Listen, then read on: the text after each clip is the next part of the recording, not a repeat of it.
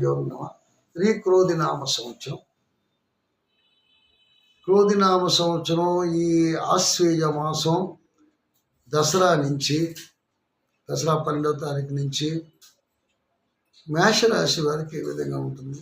మేషానికి అధిపతి అయినటువంటి కుజుడు 3వ ఇంట్లో ఉన్నాడు. ఆ 3వ ఇంట్లో ఉన్నటువంటి మిథునంలో ఉన్నటువంటి బుధుడు కన్యలో ఉన్నాడు.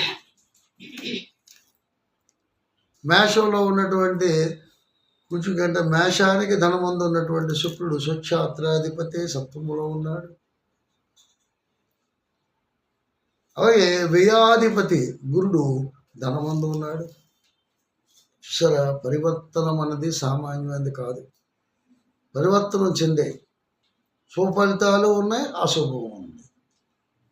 శుక్రుడు కొద్దిగా ఇబ్బంది పెడుతున్నాడు. ఆరోగ్య సమస్య జటిలతం చేస్తున్నాడు. రాహు చాలా వ్యయంలో ఉన్నటువంటి రాజు వ్యయంలో ఉన్నప్పుడు దగ్గర నుంచి కూడా రాహు హెచ్చరికలే. బాబు జాగ్రత్తగా ఉండరా. ఇప్పుడు పావు ఉంది, వెనకాతలు ఉంది, మృత్యుదేవత వెనక నీళ్ళలాగా ఉంది. ఆ నీళ్ళు ఎప్పుడు కౌలించిపోతుంది ఎందుకంటారు. రాహుకేతుల మీద గ్రహణ పడితే, మధ్యని గ్రహణ పడితే చాలా జాగ్రత్తగా ఉండండి. మీ రాశి కానీ రాహుకేతుల మధ్యన ఉంటే ఏముందంటే ఆ మధ్యన అటు ఇటు. అయితే ఇక్కడ ధనమందు గురుడు ఉన్నాడు కాబట్టి విశేషమైన ధనాన్ని శుక్రుడు ఇంట్లో ఉన్నాడు కాబట్టి ఖర్చు పెట్టిస్తాడు. మంచిగానో చెడుగానో అశుభ కార్యక్రమాలు ఏదైనా అవ్వదు.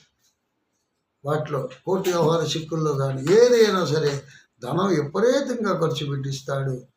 శుక్రుడు ఆరోగ్యం కావచ్చు, శుక్రుడు విలాసాలు కావచ్చు. మళ్ళీ ఇక్కడ ఏముందంటే రాహు ఉన్నాడు కాబట్టి వాడు అనారోగ్యంగానే చేస్తాడు. ఏదో పాయిజన్ సంథింగ్ దే. అదే 1000 మందిగా రావు కానీ 6వ ఇంట్లో రావు కానీ విషపూరితమైన వాతావరణం చేరుకుంటుంది. విషరాబడి పాము వల్ల కాటవచ్చు. మీకు అర్థమైందా? యాక్సిడెంటల్గా ఇది అవ్వచ్చు, ఫుడ్ పాయిజన్ కావచ్చు. ఏదో రకమైనటువంటి ఇబ్బంది సామాన్యం కాదు. 6వ ఇంట్లో రావు కూడా అది చెప్పాను. 1000 మంది రావు కాదు, తులవారికి కూడా అది చెప్పాను. జాగ్రత్తగా ఉండాలి. జాగ్రత్త భయం నాస్తి. మీరు ఎంత జాగ్రత్తగా ఉంటే అంత మంచిది. జాగ్రత్త లేకపోతే మిమ్మల్ని ఎవరు కూడా భగవంతుడు కూడా ఏమి చేయలేడు.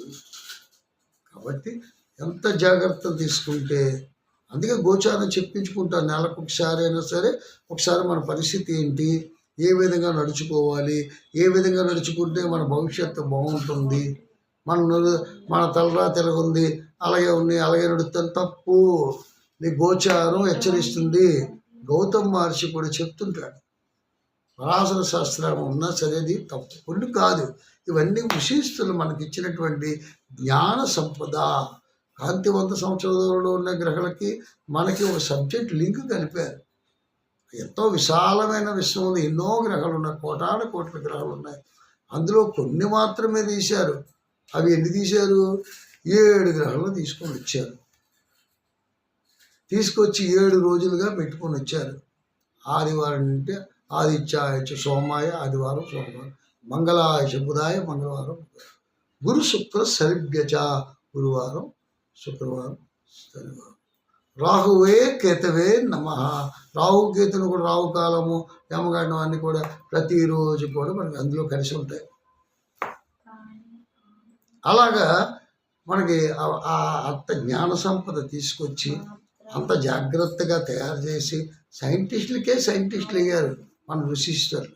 అలాంటి సంపదని ఒక సిలబస్ని మనకి ఎంత జాగ్రత్తగా పొందుపరిచారంటే దాన్ని మనం అవగాహన చేసుకొని బ్రతకాలి. ఈ దసరా ఈ 9 రోజులు కూడా అమ్మవారిని కుంకుమ పూజ చేయండి. మంచి సుఫలితాలు ఆశిద్దాం. మళ్ళీ మరో ఎపిసోడ్ ముందుకు వస్తాను. అంతవరకు సెలవు. ఓం